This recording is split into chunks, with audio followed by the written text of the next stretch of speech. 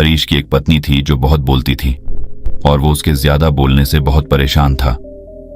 हरीश को पता चला कि जंगल में एक महात्मा आए हुए हैं। वह अपनी पत्नी को उनके पास लेकर जाता है और कहता है कि मुनिवर, कृपा करके आप इसे समझाइए, ये बहुत बोलती है। मेरे मना करने के बाद भी इसका दिन भर इसका मुंह चलता ही रहता है। मैं इसे कितना समझाता हूं कि कम बोलाकर चुप रहना सीख, लेकिन नहीं, और हर बार इसकी वजह से लड़ ढाई होती है। महात्मा मुस्कुराए और बोले, मैं तुम्हें इस बात को एक कहानी की मदद से समझाता हूं। मेरा गुरु का एक शिष्य था जो बहुत बोलता था। वह हर समय इधर उधर की बातें करता था और कभी शांत नहीं रहता था। जब वह दान लेने के लिए जाता तो हर घर से एक नई कहानी लेके आता और आश्रम के दूसरे शिष्यों को सुनाता, और एक शिष्य की दूसरे से बुराई करता, चुगली करता और दूसरों के सामने अच्छा बनने का प्रयास करता और खुद के मुंह से ही खुद की तारीफ करता रहता और हमेशा खुद को गुरु के सामने सबसे बुद्धिमान और उत्तम साबित करने का प्रयास करता। वह खुद को सभी शिष्यों से अलग और श्रेष्ठ मानता था। उसका कहना था कि मैं एक अमीर घर का बालक, अगर मैं चाहता तो एक आरामदायक और सुविधाओं से भरा जीवन जी सकता, लेकिन मैं वह सब छोड़ कर यहाँ आ गया क्योंकि मुझे खोज करना, खुद को जानना है, जीवन को जानना है। एक दिन गुरु ने आश्रम के सभी शिष्यों को बुलाकर कहा, आप सभी को अगले 1 महीने के लिए कोई न कोई संकल्प लेना होगा। इससे आपकी संकल्प शक्ति मजबूत होगी और आप में आत्मशक्ति का संचार होगा।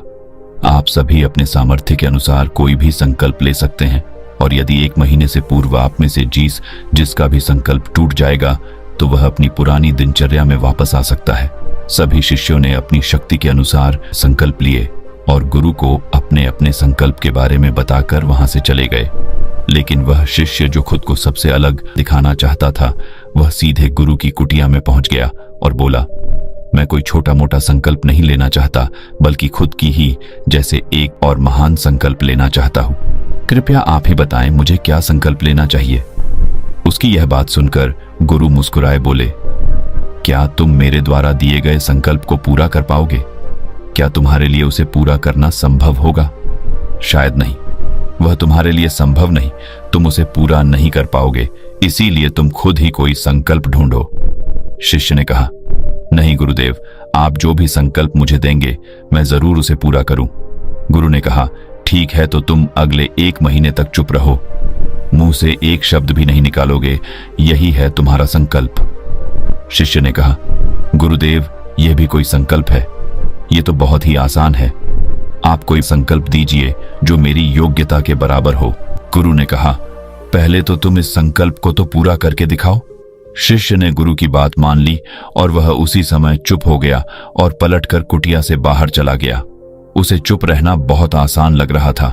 उसने एक दिन तो जैसे तैसे चुप रहकर काट लिया, लेकिन दूसरे दिन से उसके मन में ना बोलने का बोझ बढ़ने लगा और तीसरे दिन उसे भारीपन महसूस होने लगा और चौथे दिन उसके अंदर एक अजीब सी बेचैनी होने लगी, क्योंकि आसपास आश्रम के सभी शिष्य एक दूसरे से बातें कर रहे थे। वह भी अपना पक्ष उनके सामने रखना चाहता था, उनकी बोलती बंद कर देना चाहता था, लेकिन उसका संकल्प उसके आ रहा था, इसीलिए वह पूरे दिन सिर्फ और आंखें बनाता। इसी तरीके से कुछ दिन और बीते और वह शिष्य बीमार पड़ गया। उसका सिर फटा जा रहा, उसका खाने पीने तक का मन नहीं था, वह सिर्फ बोलना चाहता था। वह गुरु के पास गया और उनके सामने बैठकर लिखकर उन्हें बताया, गुरुदेव, मैं बोलना चाहता हूँ, बिना बोले मुझे सांस नहीं आ रही है, मेरा दम घुटता जा रहा है, मैं अंदर ही अंदर पागल हुआ जा रहा हूँ, मैं क्या करूँ? संकल्प तो ड दूं क्या? ये पढ़कर गुरु मुस्कुराए और बोले, मैं संकल्प ढाने के लिए नहीं होते, लेकिन जो अपने संकल्प को पूरा कर लेता है वह अपनी आंतरिक शक्ति को बढ़ाता है, और जो अपनी आंतरिक शक्ति को बढ़ा लेता है वो समाज और जागृति की राह पर आगे बढ़ जाता है। संकल्प का लेना भी तुम्हारे हाथ में था और इसे तोड़ना भी तुम्हारे हाथ में है। तुम्हारे बहुत से भाई अपने संकल्प को तोड़कर अपनी पुरानी दिनचर्या पर वापस आ चुके हैं। अगर तुमसे नहीं हो पा रहा तो तुम भी संकल्प तोड़कर अपनी पुरानी दिनचर्या पर वापस जा सकते हो।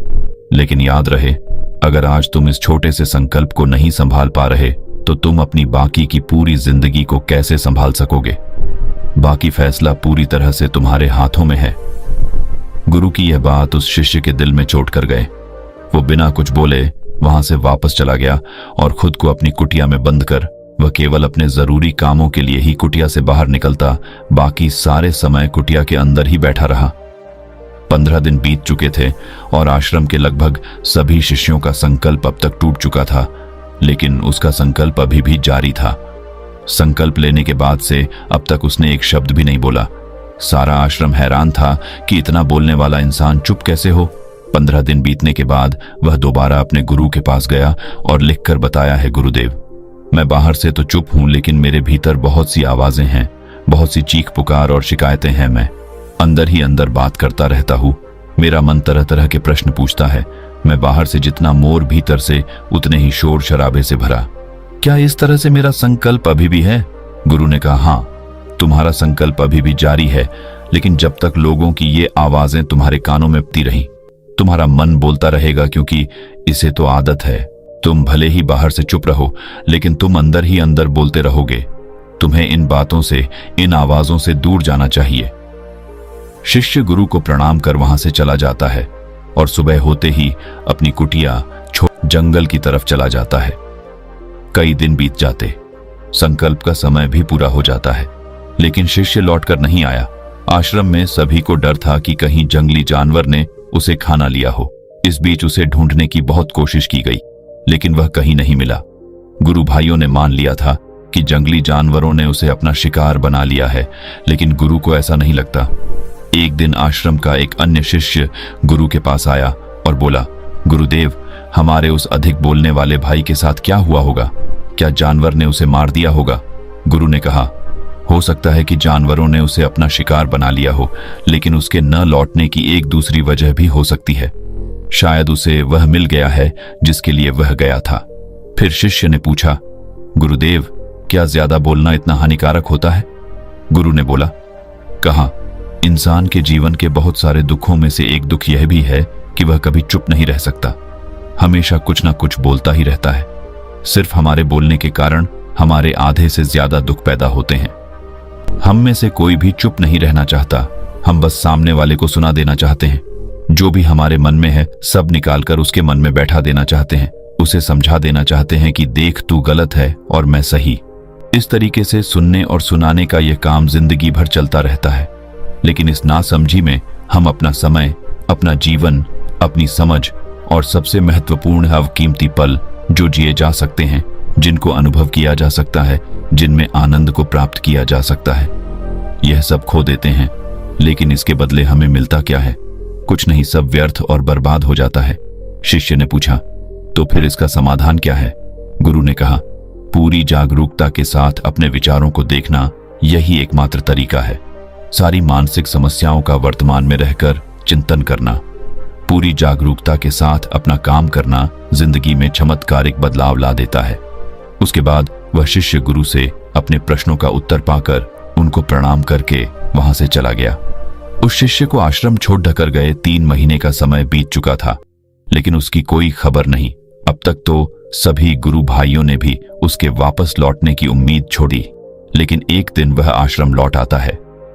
लेकिन अब वह नहीं था जो यहां से गया था, वह कुछ और ही बनकर वापस आया था।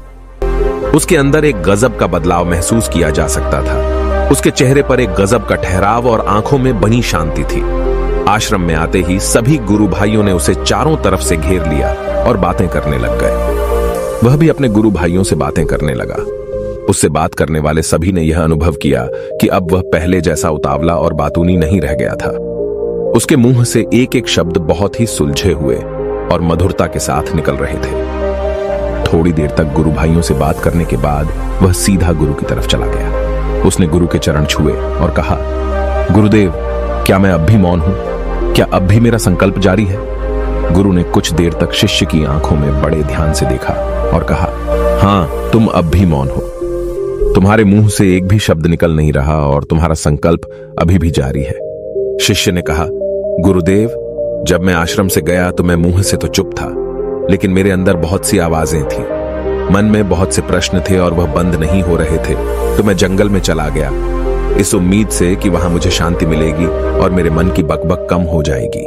लेकिन मैं जितना एकांत में जाता गया, मेरे अंदर की आवाज उतनी ही तेज होती गई। मेरे भीतर की पुरानी से पुरानी आवाज मुझे सुनाई देने लगी। तब जाकर मैंने महसूस किया कि मैं कितना गलत कर रहा था।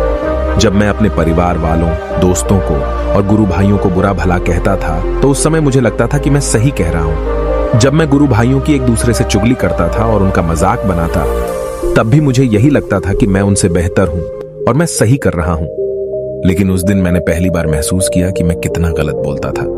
काफी दिनों तक ये आवाजें, ये शिकायतें मेरे अंदर चलती रही, लेकिन धीरे धीरे करके एक दिन ये सारी आवाजें मेरे अंदर से समाप्त हो गई। अब मैं भीतर से भी मौन हो गया। उस घने जंगल में बाहर से कोई बोलने वाला था नहीं और भीतर कोई आवाज बची ही नहीं थी, और मैं उस दिन पहली बार मौन का सही अर्थ समझा। मेरे चारों तरफ बहुत शांति थी। हालांकि अभी भी कुछ आवाजें आ रही थीं जो पहले भी आती थीं, लेकिन मैं उन्हें सुन नहीं पाता था। पर अब वह सभी आवाजें मुझे स्पष्ट रूप से सुनाई दे रही थीं। हवा के चलने की आवाज, चिड़ियों के चहकने की आवाज और पानी के बहने की आवाज। ये सभी आवाजें मैंने पहली बार पूरे होश पूर्वक सुनी। अपने चारों तरफ इतनी शांति मैंने पहले कभी महसूस नहीं की थी। तो इस शांति को भंग करने के लिए मैंने पहली बार अपने मुंह से कोई शब्द निकाला। मैं चिल्लाया, हे ईश्वर, ये कैसी शांति है? सभी कुछ इतना शांत क्यों है? ऐसा क्या हो गया?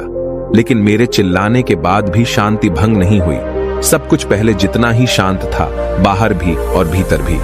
हे गुरुदेव, मैंने अपने गुरु भाइयों से बात की, मैंने आपसे बात की। मैं बोल रहा हूं, मैं चल रहा हूं, मैं सब कुछ देख रहा हूं, लेकिन मैं अपने भीतर एकदम एकांत में हूं, मौन में हूं। भीड़ में होता हूं तब भी भीतर से अकेला एकांत में होता हूं। जब मैं खुद में भी शोर करना चाहता हूं तब भी एकांत में ही होता हूं। अब सब दिखाई पड़ने लगा है, सब सुनाई पड़ने लगा है। गुरु ने कहा, जब तक हम बाहर की तरफ बोलते रहेंगे, भीतर अशांति ही रहेगी। लेकिन जिस दिन हम भीतर की तरफ मुड़ जाएंगे, तब हमारे मुंह से कुछ भी निकलेगा, हम शांत ही रहेंगे। दुनिया में जितनी भी बुराइयां हैं, ज्यादातर हमारे बोलने से ही उत्पन्न होती है, क्योंकि हम चुप रहना नहीं चाहते।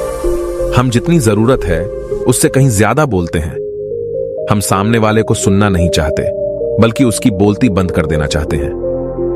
उसे समझा देना चाहते हैं कि मैं कौन हूं, मैं क्या कर सकता हूं, और यही हमारी जिंदगी का मकसद बनकर रह जाता है। हमारी सारी ऊर्जा व्यर्थ के बोलने में बर्बाद होती रहती है। ऐसे ही समाज में लोगों का जीवन दुखों से भर जाता है, जो हमेशा एक दूसरे को सुनाने में लगे रहते हैं। कभी एक दूसरे को सुनना नहीं चाहते, समझना नहीं चाहते, और चुप रहना तो उन्होंने कभी सीखा ही नहीं, क्योंकि चुप रहना उन्हें छोटा महसूस करवाता है। दुनिया की सभी लड़ाइयों का कारण हमारा बोलना ही है। इसलिए हमें सिर्फ उतना ही बोलना चाहिए जितना जरूरी हो, क्योंकि व्यर्थ का बोलना ऊर्जा को नष्ट करना है, और यह बोलना ही हमें कभी अपने भीतर की ओर लौटने नहीं देता, क्योंकि यह हमें बाहर की ओर खींचकर रखता है, और बाहर है ही क्या इस संसार के अलावा।